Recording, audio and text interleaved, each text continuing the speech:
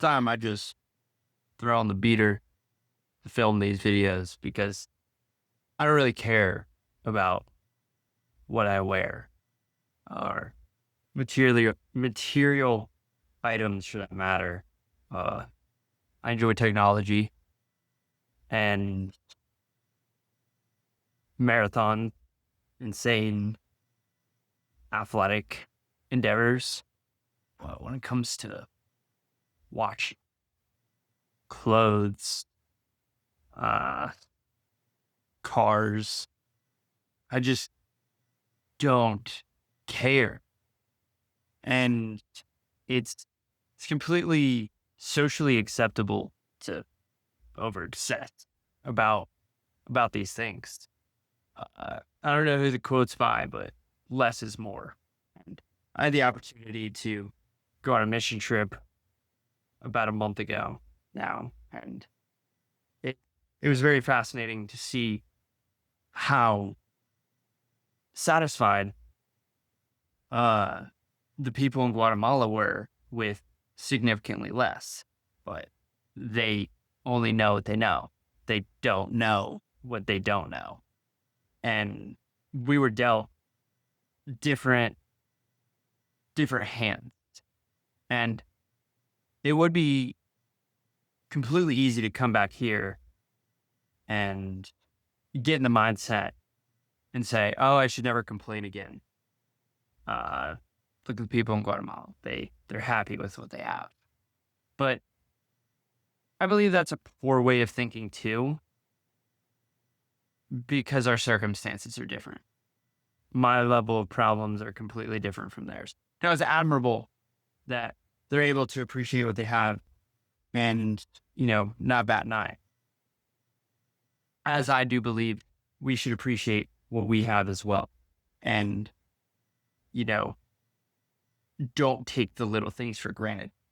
And it's very easy to, especially when we live in the age of paradox of choice, where there's so many options readily available. Do I pick the blue shirt? Do I pick the red shirt? Or do I pick the yellow one? Oh, I can add the yellow one for 50% off if I add the blue and the red. Let me go ahead and get all three.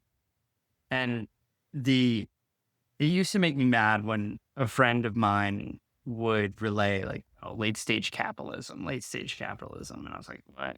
Like, what does that even mean? And, you know, in 2026, I definitely see it. Like, everything's an ad nowadays. Everything's trying to fight for our attention. Our attention spans are already cooked. Like,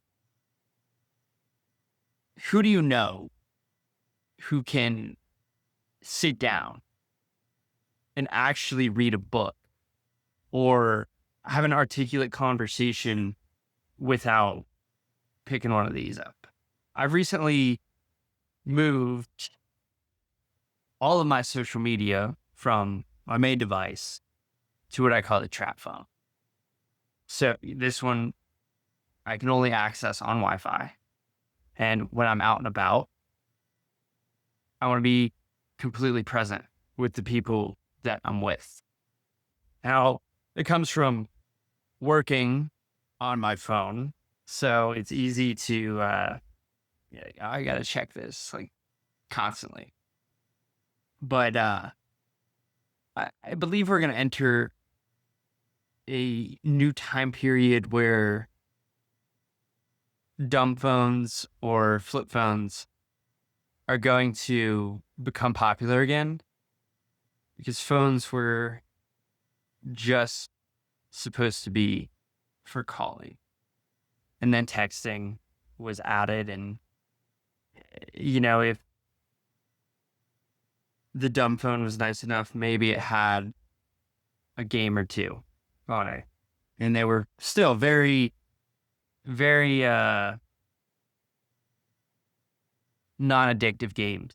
Or maybe they were, and they were better, as simple as possible. Now you can scroll for days, it seems like, on social media. And to the point where, like, I had to question whether I liked certain things at one point or another.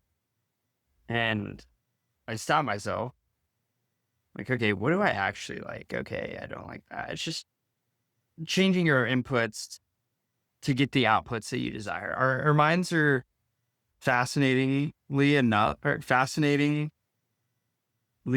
like computers, where we can rewire our inputs to get the outputs we desire. Okay, you want to gain 10 pounds of muscle, start going to the gym and start dieting properly. That change your inputs.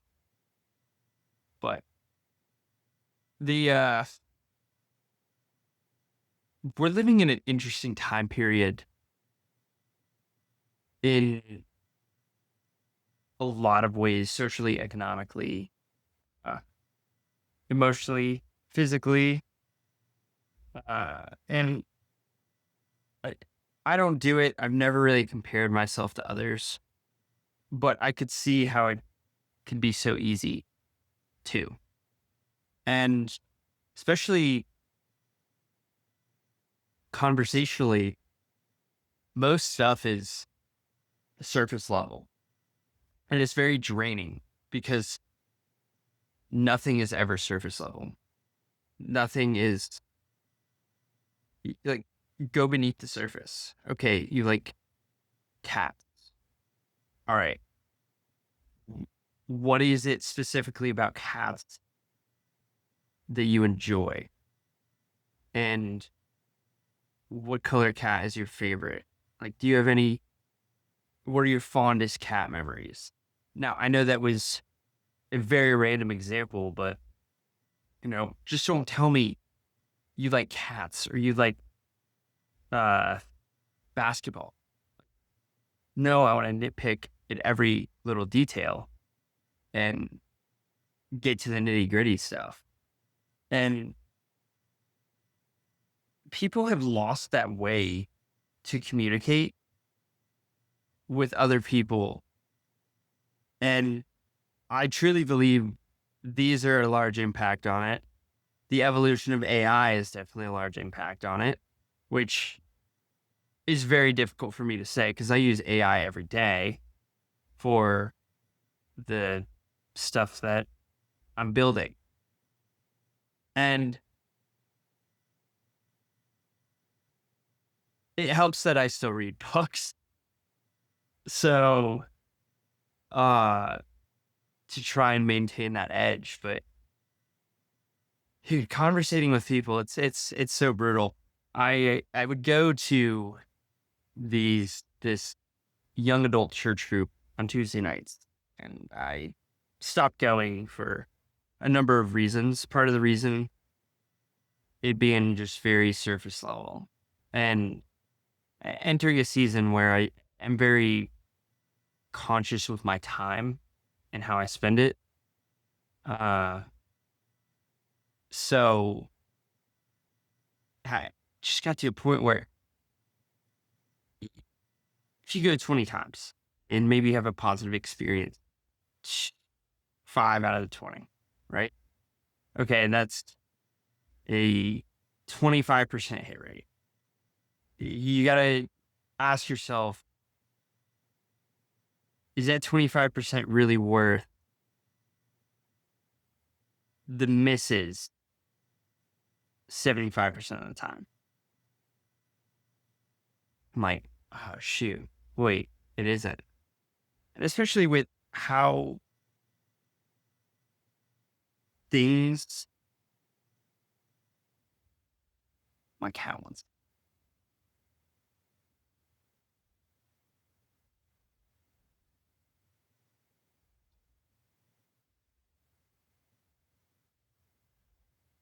especially how things are operated in the church now.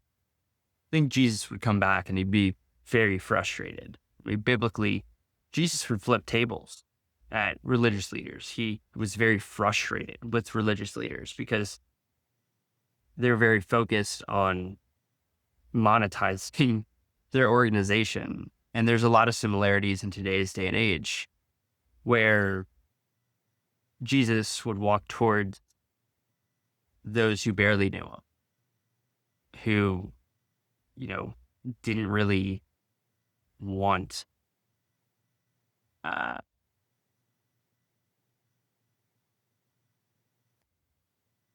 yeah, he met them where they were at. Um, and I had the opportunity to room with a group of very diverse people when I stayed in New York. And it was a very positive experience. Now, if you would ask me 2, 3 years ago, I probably would have said absolutely not. Um, and they were some of the best roommates I've ever had because I got to know them, shared my faith, met them where they were at, didn't look at any of them in disgust like I've seen a lot of people within the church do. And I see the frustration people have with a lot of Christians, and I think 90% of Christians are the problem. Matthew 7 says, "Do not judge others." Uh, I don't have to agree with your choices, but I'm gonna still conversate with you like you're a human being, because it says turn the other cheek. And I've seen a lot, turn a blind eye because someone might not look the same or someone might not present themselves the same sexually. Uh, and that always made me scratch my head because,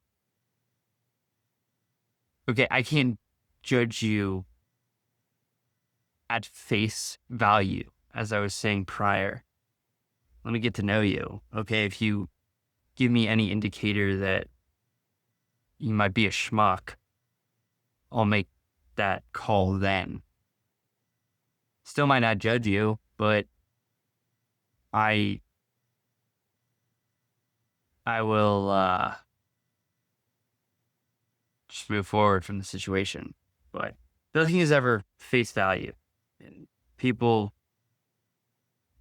from what I've seen, are afraid to go beneath the surface.